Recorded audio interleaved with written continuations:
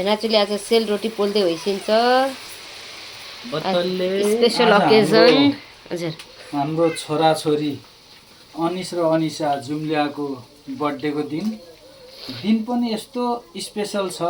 उनीहरूको birthday 11 November, महिना पनि नोभेम्बर 11 भयो, साल पनि 2011। हजुर फेरि अर्को कुरा के हो भने 11 नोभेम्बर भनेको फर्स्ट वर्ल्ड वार बन्द भएको दिन हो है।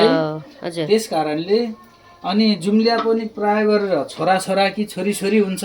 हजुर तर हाम्रो चाहिँ छोरा र छोरी स्पेशल, छोरा र छोरी कता हुनुहुन्छ सर? हजुर अनि जुम्ल्या पनि छोरा र छोरी। हजुर छोरा र छोरी जुम्ल्यालाई यहाँ फ्रेन्च भाषामा के भन्छ भन्ने हजुर स्वादु रुवा भन्छ। त्यो भनेको के हो भन्दा राजाको च्वाइस अरे। ओ वाह, जब जुम्ल्यामा छोराछोरी भयो भने त्यो राजाको च्वाइस हो, हाम्रो च्वाइस होइन भन्ने चाहिँ नि भन्छन्। त्यो कहावत छ।